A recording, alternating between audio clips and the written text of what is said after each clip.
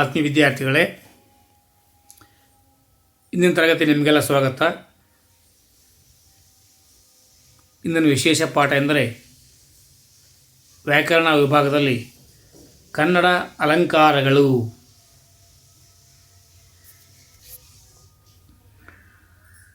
ಅಲಂಕಾರ ಎಂದರೆ ಕಾವ್ಯಕ್ಕೆ ಸೌಂದರ್ಯ ಮತ್ತು ವಿಶೇಷತೆಯನ್ನು ತರುವ ಮತ್ತು ಅರ್ಥದ ವೈವಿಧ್ಯತೆಗಳಾಗಿವೆ.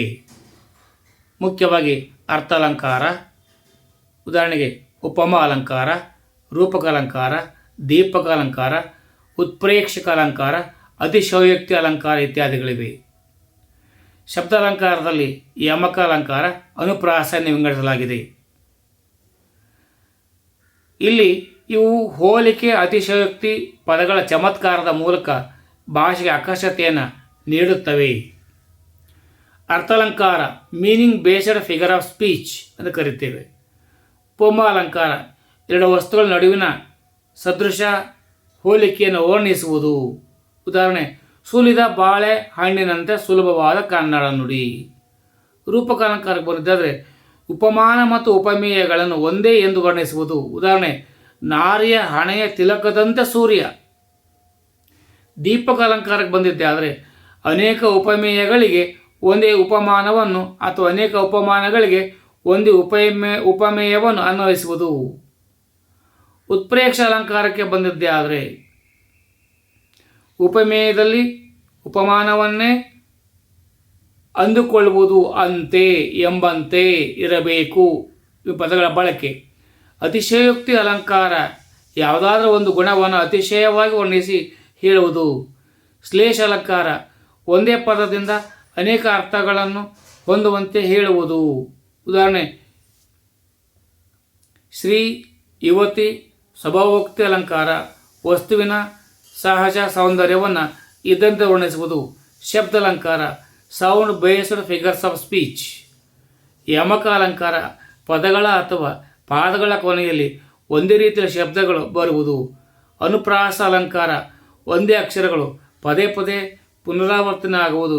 ಈ ಅಲಂಕಾರಗಳು ಕಾವ್ಯಕ್ಕೆ ಸೊಬಗು, ಆಕರ್ಷಣೆ ಮತ್ತು ಗಂಭೀರತೆಯನ್ನು ತರುತ್ತವೆ.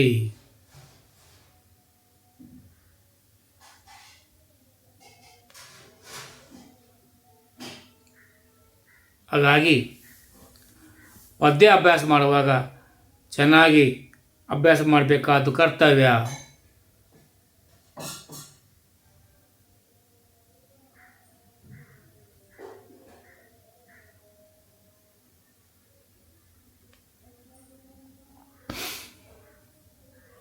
ಈ ಉದಾಹರಣೆಗೆ ಕೆಲವು ಅಲಂಕಾರಗಳು ನೋಡ್ಕೊಂಡು ಬರುವ ಉಪಮಾ ಅಲಂಕಾರಗಳು.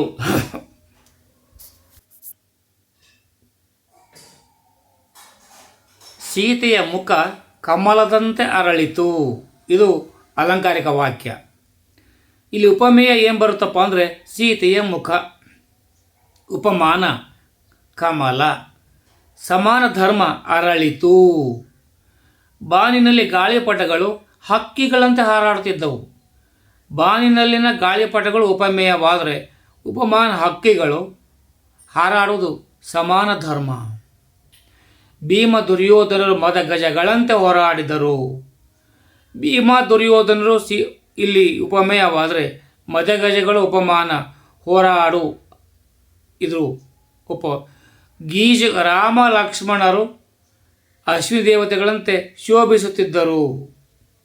ರಾಮ ಲಕ್ಷ್ಮಣರು ಇಲ್ಲಿ ಉಪಮೇಯವಾದರೆ ಅಶ್ವಿನಿ ದೇವತೆಗಳು ಉಪಮಾನ, ಸಮಾನ ಧರ್ಮ, ಶೋಭಿಸುವುದು. ಗೀಜುಗನ ಗೂಡುಗಳು ತೂಗುವ ತೊಟ್ಟಿಲಿನಂತೆ ತೂಗುತ್ತಿದ್ದವು. ಗೀಜುಗನ ಗೂಡುಗಳು ಇದು ಉಪಮೇಯವಾದರೆ ತೊಟ್ಟಿಲು ಉಪಮಾನ, ತೂಗಾಡುವುದು ಸಮಾನ ಧರ್ಮ. ಪೂರ್ವ ದಿಕ್ಕಿನಲ್ಲಿ ಮೂಡಿದ ಸೂರ್ಯನು ಮುತ್ತೈದೆಯ ಹಣೆಯಲ್ಲಿರುವ ಕುಂಕುಮದಂತೆ ಕಂಡನು.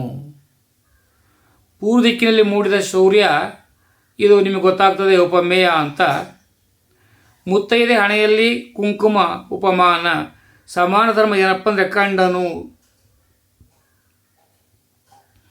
ನೀಚರಿಗೆ ಮಾಡಿದ ಉಪಕಾರವು ಹಾವಿಗೆ ಹಾಲೆರದಂತೆ. ಇಲ್ಲಿ ನೀಚರಿಗೆ ಮಾಡಿದ ಉಪಕಾರ ಇದು ಉಪಮೇಯವಾದರೆ ಹಾವಿಗೆ ಎರೆದ ಹಾಲು ಉಪಮಾನ ಸಮಾನ ಧರ್ಮ ಇನ್ನೂ ಸ್ಪಷ್ಟವಾಗಿಲ್ಲ. ಸಿಡಿಲು ಸಿಡಿದಾಂಗ ಗುಂಡು ಸುರಿದಾವ. ನೋಡಿ, ಗುಂಡು ಸುರಿಯುವುದು ಉಪಮೇಯ, ಸಿಡಿಯುವುದು ಉಪಮಾನ, ಸುರಿಯುವುದು ಸಮಾನ ಧರ್ಮ. ಇದಂದರೆ ಲಕ್ಷಣಗಳೇನಪ್ಪ ಅಂದರೆ ಎರಡು ವಸ್ತುಗಳ ನಡುವಿನ ಸಾದೃಶ್ಯ ಸಂಪತ್ತನ್ನು ಹೋಲಿಸಿ ಹೇಳುವುದಕ್ಕೆ ಉಪಮಾನ ಅಲಂಕಾರ ಎನ್ನುವರು.